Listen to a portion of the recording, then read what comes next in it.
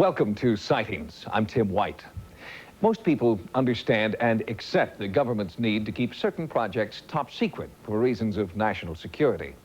But Sightings has spoken with former government personnel who charge that not only does the government keep certain projects secret, it also creates bogus projects to divert the prying eyes of the American public. It's called disinformation.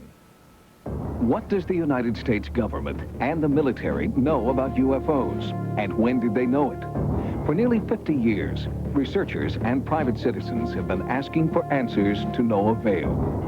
Have we made contact with an extraterrestrial intelligence? Are we being kept from the truth through a systematic plan of disinformation? Certainly there is a cover-up. That's not the important question. That's a given. The ability to maintain a cover-up is directly proportional to the magnitude of the secret that's being kept. If the secret is only that there are UFOs, that there are extraterrestrials coming here visiting the planet, then I submit to you that's not much of a secret.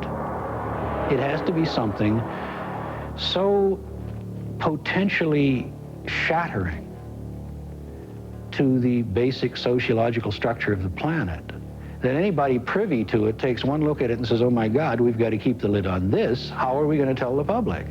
Charges of government conspiracy are nothing new. But what is new are revelations that not all secret government projects have been for the greater public good. As recently as the early 1970s, LSD was given to unwitting human subjects. In the 1940s, people received plutonium injections without their knowledge or consent. And during the Cold War, human guinea pigs were used to determine the effect of nuclear bombs dropped within close range. These experiments and hundreds of other secret military projects prove that the government is capable of large-scale deception. Clandestine operations in the name of national security came to public attention for the first time in the 1950s with the U-2 spy plane. Just before it became operational in 1954, a plan was developed in which they said, how do you hide an airplane with a 60-foot wingspan? You don't. Leo Janis worked in the Johnson White House before becoming a correspondent for Time magazine. In Skunk Works, Janis investigates the top-secret test center where the U-2 was developed. So they made up a story. And the story was that this airplane was being developed to study high-altitude weather and so on and so forth, and put out an official news release, lying to the American people. But keeping the wraps on a new generation of spy plane is a far cry from maintaining a massive UFO conspiracy. Skeptics charge that if our government does have evidence of alien craft or life forms, someone, somewhere, would leak it. That a secret this big just could not be kept. Nonsense. Nonsense. You can do it. I'm convinced of that. George Knapp is another investigative reporter who believes that the U.S. government consistently hides the truth from the public. He showed Sightings documents that outline government procedures for launching a disinformation campaign called cover stories. Our government does it all the time. There are even printed guidelines for how cover stories, disinformation, are supposed to work. In April of 1994, there was even a review of the cover story policy by something called the Joint Security Commission, something hidden in the bowels of the Pentagon, and they said it in a very delicate way, we're doing this too much. We're doing it too much for the wrong reasons. It's too expensive. It's not getting the job done. But it recommended rewriting the guidelines for cover stories. In other words, let's revise the way we lie to the American public and the rest of the world. Robert O. Dean is a retired Army Sergeant Major who served on the front lines in Korea and Vietnam and was later assigned to NATO's Supreme Headquarters Command. He claims to have had NATO's highest security clearance, which is called, strangely, a cosmic top-secret clearance. It was during his tenure at NATO that Dean claims he read a 12-inch thick intelligence report on UFOs. I have to be honest with you and tell you that that information literally changed my life. Because I knew for the first time that this subject was not fantasy, it wasn't myth, it wasn't legend, it was real, it was true.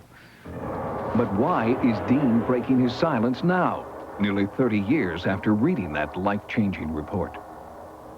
One of the reasons I'm violating my national security oath is that I believe that the American people are losing their Constitution because of the secrecy and the cover-up. We've got people in positions of power that are making national policy that were never elected for this. They're not accountable, they're not responsible to either the executive or the legislative branch, and that's got to stop.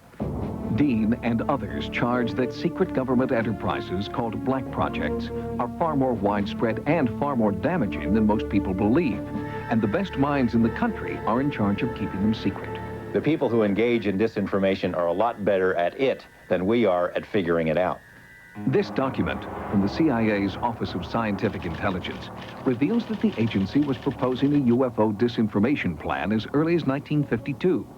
The document also details an investigation of NICAP, a private UFO watchdog group. They spied on it, they infiltrated it, they became officers in it, and soon thereafter, the regular members who'd kept this thing going for a number of years lost interest. Despite hundreds of pages of documentary evidence, the only officially recognized government investigation of UFOs is Project Blue Book. Now, I look upon Blue Book itself as a little bit of disinformation, to tell the people, yes, we're doing something, when in reality, Blue Book, as we understood it, was simply a public relations front. And those of us who really dug into it know that Blue Book was a cover. It was a PR cover, that they didn't really address the reality of the issues. It was a PR attempt to show the public, well, we're doing some research. Yeah, we're really paying attention to it.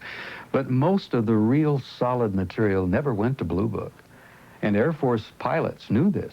And according to Dean, disinformation continues to this day. To give you an example of the most recent example of absurd disinformation was this incident involving the Roswell incident. First, the Air Force says it was a weather balloon. And 50 years later, they said, gee, guys, we're sorry. It really wasn't a weather balloon. It was much more than that, but it was a balloon. Project Mogul. Well, I'm tempted to use terms that you'll have to bleep out. This is garbage. That's disinformation. That's lying through your teeth to the American people. And if that isn't disinformation, I don't know what is. What Dean is referring to is this 23-page statement about the Roswell incident released by the Air Force in late 1994. In it, the Air Force attempted to link veteran researcher Stanton Friedman to ludicrous stories in the tabloid. They said in 1978, an article appeared in a tabloid newspaper, the National Enquirer. The fact of the matter is, there wasn't an article in the Enquirer. So it's not only wrong information, it has a purpose to create a false picture of what was going on. After all, it's just tabloid nonsense. Bob Dean believes that there have also been attempts to discredit his UFO investigations.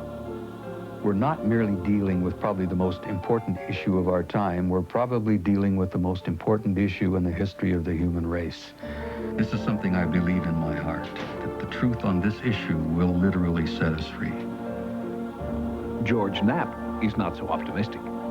I don't see any way it's ever going to end. The nature of the information itself. I mean, we all say we have a right to know, we want to know, we're ready. I'm not sure we are ready. You know, some of the more outrageous aspects of alien visitation, UFOs, are downright scary. And we can say we're ready all we want, but I think when you get right down to it, it would have severe ramifications. Sightings is in the midst of its own investigation into charges of a government UFO conspiracy. We have examined hundreds of documents, including this Air Force study that concludes that there is a possibility of alien visitors to our planet, or at least of alien-controlled UFOs. We'll bring you our full report on upcoming editions of Sightings.